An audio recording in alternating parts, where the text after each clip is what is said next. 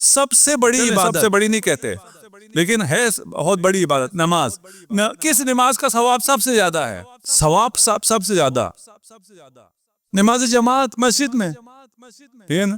آج تو مسجد بنوا کے چھوڑنی ہے نا آپ لوگوں سے. مسجد میں نماز کا ثواب سب سے زیادہ ہے. جتنے زیادہ نمازی ہوں گے اتنا زیادہ ہے. پھر مسجدوں میں بھی بہت فرق ہے. مسجد کوفہ کی اپنی بات ہے، ٹھیک ہے نا، مسجد الحرام، مسجد نبوی، یہ مساجد کے بھی اپنا اپنا مقام ہے. مسجد میں نماز اور جماعت کے ساتھ نماز کا ثواب بہت زیادہ ہے. ثواب جماعت کے ساتھ نماز میں ہے لیکن اثر نماز شب میں ہے. نماز شب کیا ہے؟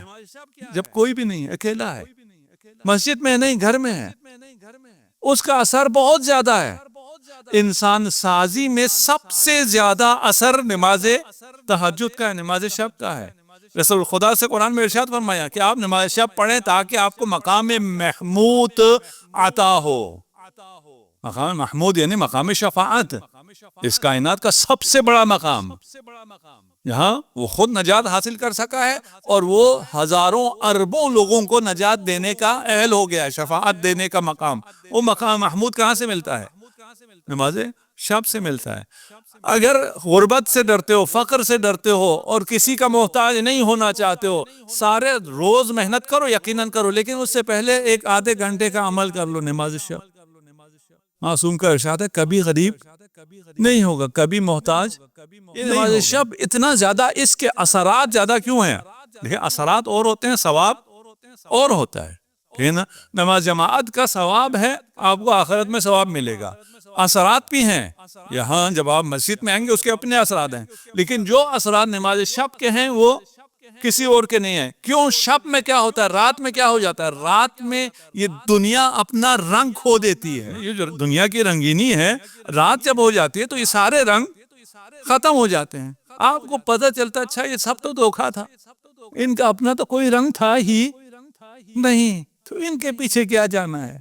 تو خدائی رنگ نظر آتا ہے نا ہر چیز میں. پھر آپ کنیکٹ ہو جاتے ہیں خدا سے، پھر آپ خدا سے متصل ہو جاتے ہیں، پھر آپ سوچتے ہیں، سمجھتے ہیں اس رات کی تاریکی میں جب آپ ہیں اور آپ کا خدا ہے. اس لیے نماز شب کے یہ اثرات ہیں انسان سازی میں. نماز شب کیوں؟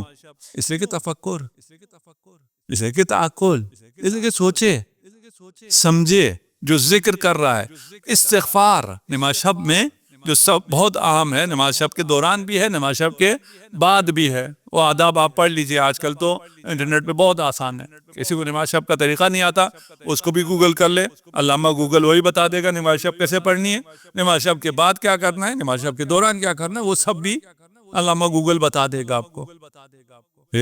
اور آپ اپنے گوگل کو شیعہ کر سکتے ہیں. یہ میں جوانوں سے کہہ رہا ہوں، اپنے گوگل کو شیعہ کر لو اور اپنے گوگل کو عالم اور علامہ بھی کر سکتے ہیں. آپ جو چیزیں زیادہ سرچ کرتے ہیں وہی زیادہ چیزیں گوگل. آپ بہت سمارٹ ہو گیا نا، ٹھیک ہے نا، یہ انٹیلیجنٹ ہے، آرٹیفیشل انٹیلیجنس اس میں بہت زیادہ ہو گئی، روز بروز زیادہ ہو رہی ہے. ٹھیک، ابھی میں سرچ کر رہا تھا، مجھے حدیث چاہیے تھی، میں نے 2 کلمے لکھے، وہ 2 کلمے کسی چیز کے بھی ہو سکتے تھے، اور عربی میں تو بہت گوگل بھرا پڑا ہوا ہے. یہ میری سرچ میں سب سے پہلے حدیث آتی ہے. آپ بھی اگر اپنے گوگل کو شیعہ کرنا چاہیں، وہ شیعہ ہو جاتا نہیں ہوتا؟ ہو جاتا ہے. کرنا کیا ہوگا؟ اس کے ساتھ اہل بیت کا ذکر زیادہ، یہ ذکر کا اثر ہے نا. اگر آپ اس کے ساتھ زیادہ اہل بیت کا ذکر کریں، احادیث کا ذکر کریں، تو وہ بھی شیعہ ہو جاتا ہے. پھر آپ کے ساتھ بھی وہ اچھی چیزیں آپ کو دکھاتا ہے. اگر کوئی غلط سرچ کر رہا ہو، بری چیزوں کو سرچ کر رہا ہو، تو وہ زیادہ انہی چیزوں کو دکھانا شروع کر دیتا ہے. نماز شب میں وہ باقی نماز شب کیا ہے اور وہ خدا سے آپ کو کیسے کنیکٹ کرتا ہے، ان سب پہ ہمارا وہ موضوع نہیں ہے، وہ خود بھی بہت مفصل موضوع ہے. لیکن جس بات کو ہم کر رہے ہیں، عمل سے پہلے، سب سے پہلے کیا ہے؟ تفکر ہے، ذکر ہے، تعقل ہے، اپنے ساتھ تنہائی ہے. دنیا میں اتنا غافل کیا ہوا ہے کہ انسان اپنے ساتھ تنہائی سے ڈرتا ہے. کورونا جب آیا اور آپ کو ریسٹرکٹڈ کر دیا گیا، گھر بٹھا دیا گیا، اب آپ گل مل نہیں سکتے، زیادہ فلان نہیں کر سکتے، تو کیا شروع ہو گیا دنیا میں؟ لوگوں نے مخصوصاً ویسٹ میں خودکشیاں کرنا شروع کر. اپنے آپ کے ساتھ بیٹھ سکتے ہی اپنے آپ کے ساتھ بیٹھنا. آپ کو قرآن نے اور سنت نے جو بھی تعلیمات دی ہیں وہ قدرت نے آپ کو ودیعت بھی کر رکھی ہے، آپ کی فطرت میں پہلے سے موجود ہے. خدا نے آپ سے یہ نہیں کہا کہ میں تمہارا معبود ہوں. لا الہ الا اللہ، اللہ کے علاوہ اور کوئی معبود نہیں ہے. اللہ معبود ہے کیوں نہیں کہا؟ وہ تمہیں پہلے سے پتا ہے. تمہیں پتہ نہیں ہے کیا؟ سب کو پتا ہے. اللہ کا معبود ہونا کس کو نہیں پتا؟ سب کو پتا ہے. صرف انسان غافل ہو جائے اور زیادہ بت پڑے ہوئے ہوں تو وہ سمجھتا ہے یہ بھی معبود ہے. ان کا ذکر زیادہ ہو رہا ہو تو آج کل بدھ اس شیپ سے نکل کے باقی شیپ میں آ گئے ہیں، باقی اور بھی بہت سے بدھ بن گئے ہیں. وہ آپ کو ڈسٹریکٹ کرتے ہیں، آپ کی توجہ کو اپنی طرف لے کے جاتے ہیں. اگر آپ نے تکامل کا سفر طے کرنا ہے، عبادت کرنی ہے، عبادت کا پہلا زینہ تفکر اور تدبر ہے، اور یہ سب سے بڑی عبادت ہے. اس کے لیے جو سب سے بہترین وقت ہے وہ نماز شب کا وقت ہے، تہجد کا وقت ہے. صلوات پڑھ دیجیے محمد و آل محمد. اس کو ہمارا موضوع نہیں ہے اور یہ 3 دن ہے اور ہم اس میں بات کوئی بھی موضوع صحیح سے نہیں پہنچا سکتے. ہم کوشش کر رہے ہیں کہ کچھ سمجھ لیں، جوان مخصوصاً کچھ سمجھ میں آ جائے، آگے راستہ خود انہیں ملنا شروع ہو جائے گا. ہمیں سوچنا ہے. ادامت التفکر ابو کل خیر و امہ.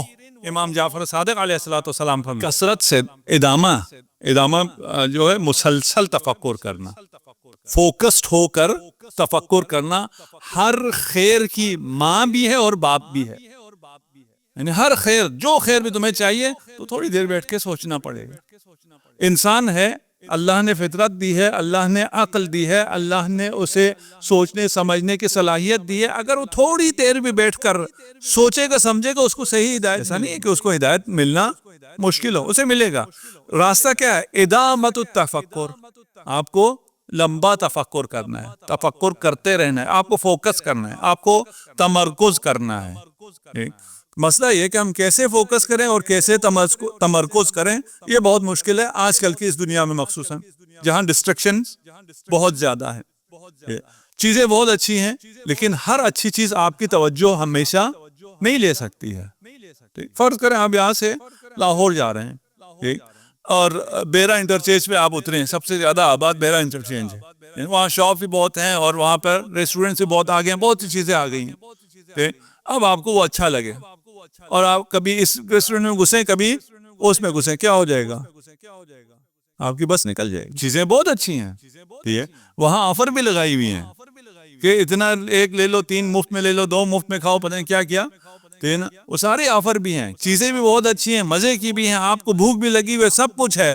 لیکن آپ کی بس وہاں پہ 10-15 منٹ کے لیے رکیے، 10-15 منٹ کسی ایک سے جو کچھ کھانا ہے کھاؤ اور واپس آ کے تب منزل پہ پہنچو گے نا.